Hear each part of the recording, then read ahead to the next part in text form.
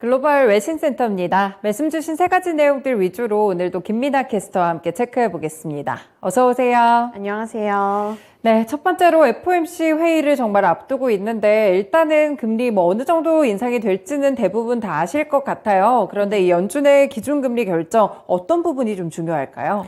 네, 우선 어떻게 결정을 할 것 같은지 그리고 앞으로 어떤 게 중요한지 기사 통해서 볼 텐데요. CNBC 보도 내용입니다. Gas prices are lower, but for the Fed and consumers, commodities still control inflation's future.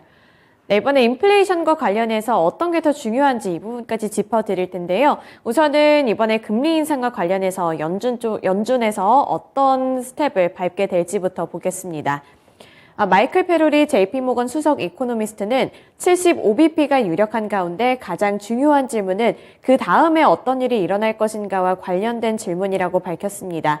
우선은 지금 100bp 그리고 75bp 사이에서 활발한 논의가 이루어지고 있었는데 이 JP모건뿐만 아니라 여러 전문가들은 이제 100bp는 조금 과한 부분이 있고 75bp로 단행할 가능성이 더 크다고 보고 있는 분위기입니다.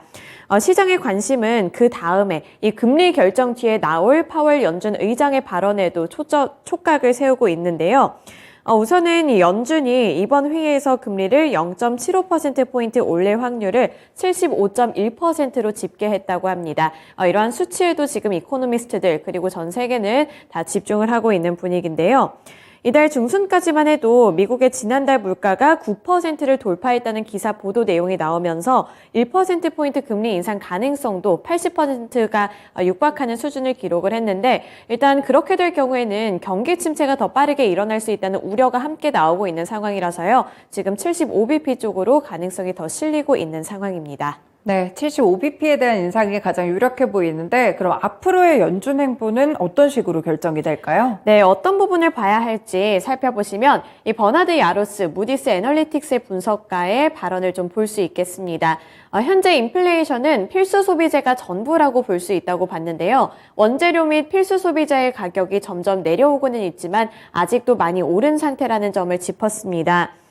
따라서 석탄, 철광석, 곡물 가격이 나머지 경제에서 주된 역할을 할 것이라고 보고 있는데요. 지금은 높은 유가 그리고 가스 가격이 주된 원인이었는데 이제 가스 가격은 어느 정도 진정세를 보이고 있지만 나머지 부분에서 이런 필수 소비재들이 좀 어떻게 흘러가는지를 봐야 할 것으로 진단을 하고 있습니다.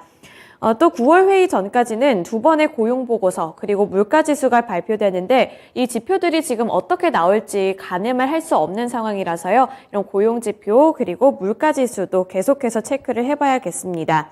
JP모건 쪽에서는 이 파월 의장이 계속 긴축할 것이라는 점은 분명하게 시사를 했지만 미래의 금리 행보에 대한 힌트는 덜 제시할 것이라고 봤는데 여기서 우리가 캐치해낼 수 있는 부분은 필수 소비재가 어떻게 행보를 갖게 될지 그리고 인플레이션의 수치 그리고 고용 보고서입니다.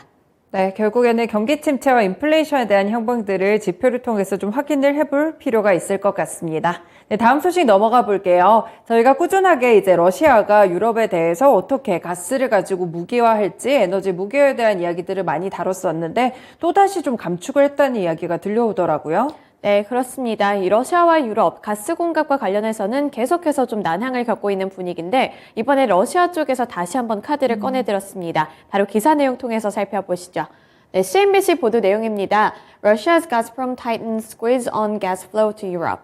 네, 바로 멘트 통해서 살펴보겠습니다. 러시아가 유럽에 대한 가스 공급을 추가로 줄이겠다고 통보했습니다. 가즈프롬은 독일로 연결되는 노르트스트림 1을 통한 천연가스 공급을 오는 27일부터 하루 3,300만 세제곱미터로 줄이겠다고 밝혔는데요. 이는 최대 공급량의 20%에 해당되는 규모입니다. 이 가스프롬은 앞서 지난 21일에 열흘간의 유지보수를 마치고 가동을 재개하면서 공급량을 평소의 40%로 줄이겠다고 나섰는데 그때 그 수준에서 다시 한번 절반 가까이 깎는 수준을 제시했습니다. 가스프롬은 이번에도 이 장비 점검을 이유로 들었는데요. 여기 이렇게 장비 점검이라고 들면서 지금 가동이 가능한 터빈이 하나만 남게 됐다고 설명을 했습니다. 또 서방의 제재도 직접 언급을 했는데 가스프롬은 유럽연합과 영국의 제재와 관련한 문제들을 안고 있다면서 이 문제들의 해결 여부가 수리를 맡은 가스관 터빈 엔진의 조속한 비난과 그리고 또 다른 터빈 엔진들의 긴급한 수리를 위해서 중요하다고 강조했습니다. 일단 러시아 쪽에서 20% 가까이 더 줄여나가게 됐다고 말을 하게 되면서 지금은 가동이 가능한 터빈이 없다는 점을 핑계로 삼고 있는 분위기입니다.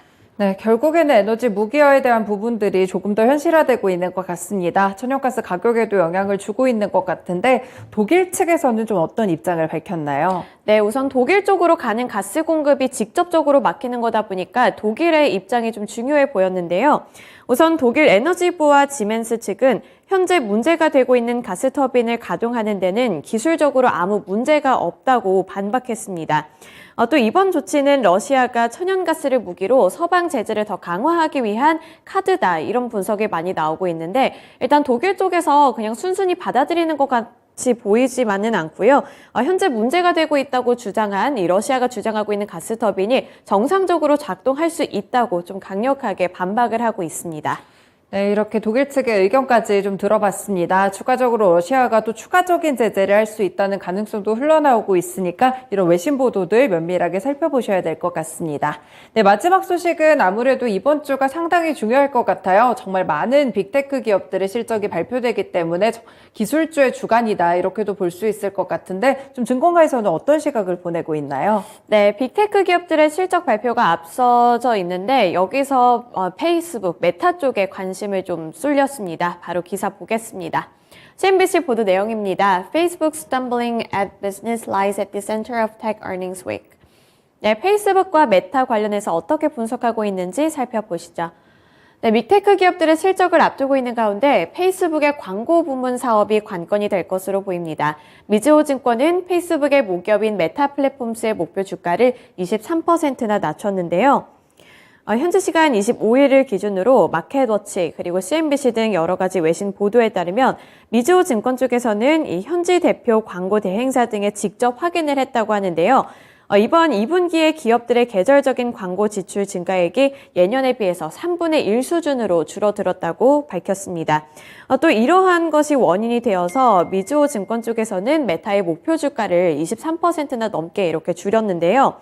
기존에 페이스북에 집중이 됐던 매출이 숏폼 컨텐츠인 인스타그램의 릴스로 분산된 탓도 있었고 또 애플 iOS의 프라이버시 정책 변경도 악재로 작용했다면서 이 두 가지 이유가 애플 쪽에는 좀 걸림돌로 작용이 되면서 이 매출 부문에서 다른 라이벌 기업들에 비해서는 좀 부진한 모습을 보였다는 평가였습니다. 네, 실적 전망이 그렇게 밝지는 않은데 또 나오면 어떻게 될지 모르니까요. 이 부분까지 함께 보셔야겠습니다. 이렇게 세 가지 소식들 김민아 캐스터와 봤습니다. 고맙습니다. 지금까지 글로벌 외신센터였습니다.